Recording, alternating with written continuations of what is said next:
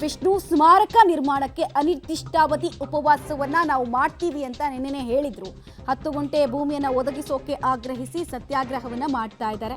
Freedom ಪಾರ್ಕ್ನಲ್ಲಿ ಅಭಿಮಾನಿಗಳಿಂದ ಉಪವಾಸ ಸತ್ಯಾಗ್ರಹದ ಕರೆ ಕೊಡಲಾಗಿದೆ. ವಿಷ್ಣು ಅಭಿಮಾನಿಗಳ ಹೋರಾಟಕ್ಕೆ ಒಟ್ಟು 56 ಸಂಘಟನೆಗಳು ಬೆಂಬಲವನ್ನ ಕೊಟ್ಟಿದೆ. ವಿಷ್ಣುವರ್ಧನ್ಗಾಗಿ ಆತ್ಮಹತ್ಯೆ ಮಾಡ್ಕೊಳ್ಳೋದಕ್ಕೂ ಸಿದ್ಧ ಅಂತ ವಿಷ್ಣು ಅಭಿಮಾನಿಗಳು ಹೇಳ್ತಾ ಇದ್ದಾರೆ. ವಿಷ್ಣು ಅಭಿಮಾನಿಗಳು ನಮಗೆ ನ್ಯಾಯ ಸಿಗಬೇಕು, ಇನ್ನು ಎಷ್ಟು ವರ್ಷಗಳ ಕಾಲ ನಾವು ಈ ವಿವಾದದ ಜೊತೆಗೆ ಕಾಲ ಕಳಿಬೇಕು ಅಂತ ಕೇಳ್ತಾ ಇದ್ದಾರೆ. ಪ್ರತಿ ವರ್ಷ ಡಿಸೆಂಬರ್ ಬಂದಾಗಲೂ ಕೂಡ ಈ ವಿವಾದ ಮುನ್ನೆಲೆಗೆ ಬರುತ್ತೆ. ಡಿಸೆಂಬರ್ನಲ್ಲಿ ಪಾಪ ಬಹಳಷ್ಟು ಜನ ದೊಡ್ಡ ಸಂಖ್ಯೆಯಲ್ಲಿ ಕೇಳ್ತಾ ಬಂದಿದ್ದಾರೆ. ಇಲ್ಲಿ ತನಕ ಸರ್ಕಾರಗಳು ನಮ್ಮ ನೋವಿಗೆ ಧ್ವನಿ ಆಗ್ತಾ ಇಲ್ಲ ಅನ್ನೋದು ಇವರ ಮಾತು.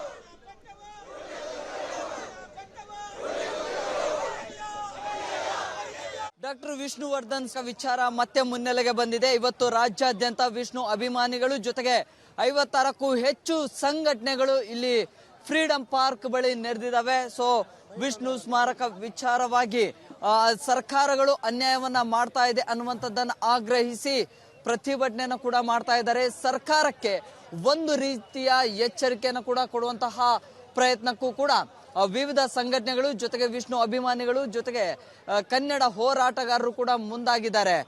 ಜಾತಿಗೊಂದು ಯೋಜನೆ ಮಾಡ್ತೀರಿ, ಜೊತೆಗೆ ಭಾಷೆಗೊಂದು ಬೇರೆ ಬೇರೆ ಭವನಗಳನ್ನ ಕಟ್ತೀರಿ, ಆದ್ರೆ ಮೇರು ನಟನಿಗೆ ಪುಣ್ಯಭೂಮಿ ಯಾಕಿಲ್ಲ, ಯಾಕೆ ಇಷ್ಟೊಂದು ಅನ್ಯಾಯ ಅನ್ನುವಂತಹ ಆಗ್ರಹ ಜೊತೆಗೆ ಒಂದಿಷ್ಟು ಅಸಮಾಧಾನ ಆಕ್ರೋಶಗಳನ್ನ ಕೂಡ ಹೊರಹಾಕ್ತಾ ಇದ್ದಾರೆ.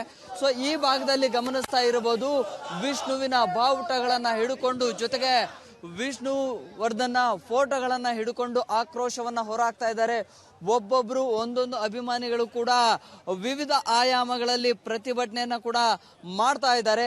ರಾಜ್ಯ ಸರ್ಕಾರ ಈ ವಿಚಾರಗಳಲ್ಲಿ ಸ್ಮಾರಕ ನಿರ್ಮಾಣದ ವಿಚಾರದಲ್ಲಿ ತುಂಬಾನೇ ಅನ್ಯಾಯ ಮಾಡ್ತಾ ಇದೆ ಅನ್ನುವಂತಹ ಒಂದಿಷ್ಟು ಅಸಮಾಧಾನಗಳು ಕೂಡ ವ್ಯಕ್ತಪಡಿಸ್ತಾ ಇದ್ದಾರೆ. ಒಂದಿಷ್ಟು ಅಭಿಮಾನಿಗಳಿದ್ದಾರೆ, ಮಾತನಾಡಿಸ್ತೀನಿ. ಮೇಡಮ್ ಹೇಳಿ, ಎಲ್ಲಿಂದ ಬಂದಿದ್ರಿ, ಏನ್ ಹೇಳ್ತೀರಿ? ಸರ್, ನಾವು ಬೆಂಗಳೂರೇನೆ. ಅಪ್ಪಾಜಿ ಪುಣ್ಯಭೂಮಿಗೋಸ್ಕರ ನಾವು ಅವರು ಸತ್ತು ತವಿಂದ ಇಲ್ಲಿವರೆಗೂ ಹೋರಾಡ್ತಾ ಇದ್ದೀವಿ. ಇಲ್ಲಿವರೆಗೂ ನ್ಯಾಯ ಬೇಕು ಅಂತ ಕೇಳ್ತಾ ಇದ್ದೀವಿ. ಸುಮಾರು ರಾಜಕೀಯದವರು, ಸುಮಾರು CMಗಳೇ ಆಗಲಿ, ರಾಜಕೀಯದ ಯಾರೇ ಆಗಲಿ, ಸುಮಾರು ಜನ ಬಂದು ಹೋಗಿದ್ದಾರೆ. ಇಲ್ಲಿವರೆಗೂ ನಮ್ಗೆ ನ್ಯಾಯ ಸಿಕ್ಕಿಲ್ಲ. ದಯವಿಟ್ಟು ಈ ಮುಖಾಂತರ ಆದರೂ ನಮಗೆ ನ್ಯಾಯ ಸಿಗಲಿ ಅನ್ನೋದು ಅಷ್ಟೇ ನಮಗೆ. ನಾವೇನು ಅವ್ರನ್ನ ಇದು ಕೋಟ್ಯಾಂತರದ ಆಸ್ತಿ ಅದು ಇದು ಕೊಡಿ ಅಂತ ಕೇಳ್ತಾ ಇಲ್ಲ, ಇಲ್ಲ ಎಕರೆಗಟ್ಟಲೆ ಕೊಡಿ ಅಂತ ಕೇಳ್ತಾ ಇಲ್ಲ. ನಾವು ಕೇಳ್ತಾ ಇರೋದು ಅವ್ರನ್ನ ಮಣ್ಣು ಮಾಡಿರೋ ಜಾಗನ ನಮಗೆ ಪೂಜೆ